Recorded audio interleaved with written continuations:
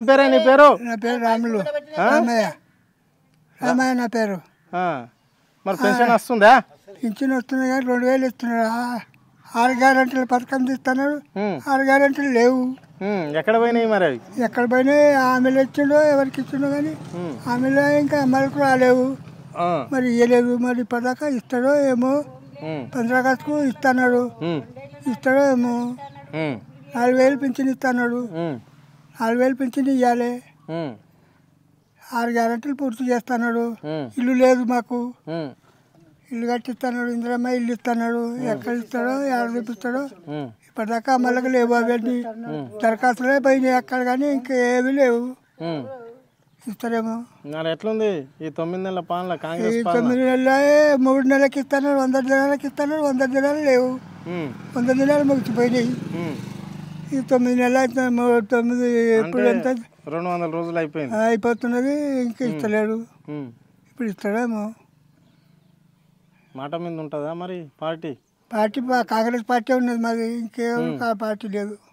అంతేనా? అంతే. నీ పేరేం పేరే? నా పేరు దానయ్య. కానీ నేను ఏం చెప్పను నేను. అంత ఏం రాదు. ఏమి అంటే నువ్వు ఏజ్ పెద్దగా ఉంది కానీ ఇప్పుడు చేసేటోళ్ళు మొనగాళ్ళు చిన్నను పెద్దను పేదలను బతుకని చూసేటోళ్ళు కావాలి.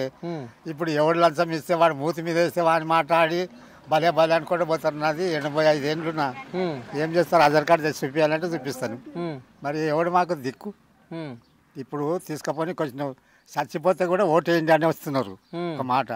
మరి పేదోళ్ళు పనికి మళ్ళీ భూమి లేనోళ్ళు ఏం లేనోళ్ళు ఎట్లా బతుకుతున్నారు అని కాంగ్రెస్ పార్టీ వాళ్ళు వచ్చి మాకు వివరించి ఏమన్నా అనుకున్నారు కదా. ఎవరు లేరు దిక్కు. పెన్షన్ లేదు, నీకు భూమి లేదు. భూమి లేదు. ఎవరినైనా ఇంకోటి కూడా చేస్తే కూడా అంతే ఉండాలి మాకు. ఇంకోటి చేస్తే కూడా అంతే ఉండాలి. జూట మాటలేమి. కాంగ్రెస్ పార్టీ ఇస్తున్నది కానీ పెన్షన్ ఇస్తున్నది. మరి ఇస్తాన్నది మా ఎంట మాకు ఏం తెలియని వాళ్ళము. ఎడ్లెట్టినా మేము అట్టినాయా? ఎడ్లెట్టినా మాకు చదువు రాదు, శాస్త్రం రాదు.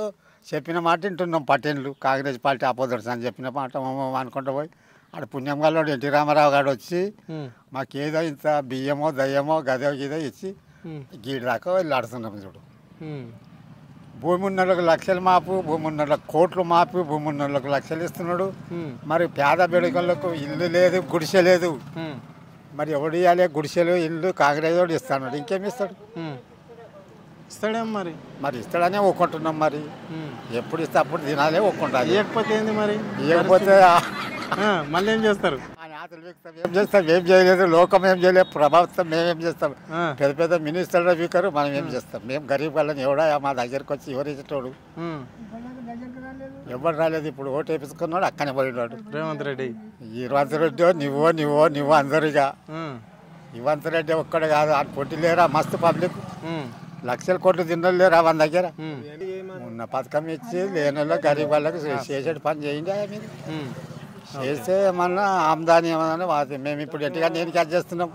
మా కరువు కాలంలో వాడు తండ్రి లేక మాకు చేసిండు. మమ్మల్ని చదువు స్కూళ్ళకి రానియలేదు ఈ కాంగ్రెస్ పార్టీ. నా జమానాల స్కూల్కి రానియలేదు చదవటానికి. మా మందిని షెడ్యూల్ స్కూల్ అనేది నేను చెప్పిన పక్క మాట జూట మాట కానీ ఏది శన అన్నది పోలీస్ యాక్షన్ అయిందా మన స్వరాజ్యం వచ్చింది అంతకుముందు సరే నాకు క్యాల్ వచ్చినాను. ఇప్పుడు మా మాటలు ఎవడు పట్టించుకుంటాడు?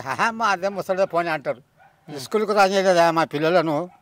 ఎన్టీ రామారావు గెలిచిండు అంటే ఇల్లు తిరిగి జీతాలు బంద్ చేసిండు. కాపులను అందరికి క్యాన్సల్ పెట్టి పోలీసులను నిలిచి క్యాన్సల్ పెట్టి ఎన్టీ రామారావు అన్ని చాలు చేసిండు. మరి ఇప్పుడు కాపాయినా కదా ముఖ్యమంత్రి. అదే కాపాయినా కానీ ఏం చేస్తారో కాంగ్రెస్ పార్టీ అంతా తూకుమారి పార్టీ లేదు. వాళ్ళు ముంగట చెప్పమంటే చెప్తాం. మంచి మినిస్టర్ ముంగట మమ్మల్ని నిన్నరి పూరా కాపోళ్ళు.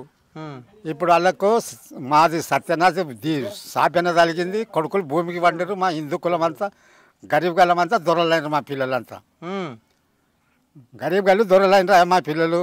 కాపోళ్ళంతా పూకు నాకి భూములు అమ్ముకొని దేశాల మీద పోతున్నారు. అరే ఏం మాట్లాడకపోతే గిట్టనే మాట్లాడతాం. మరి అరే ఒక్కబాడు దొర అనుకుంటూ పోతే గిన్నె పెట్టిన మమ్మల్ని. దొర అనుకుంటూ పోతే గిన్నె పెట్టిండ్రాయా. రేవంత్ గాడో బీవత్ గాడో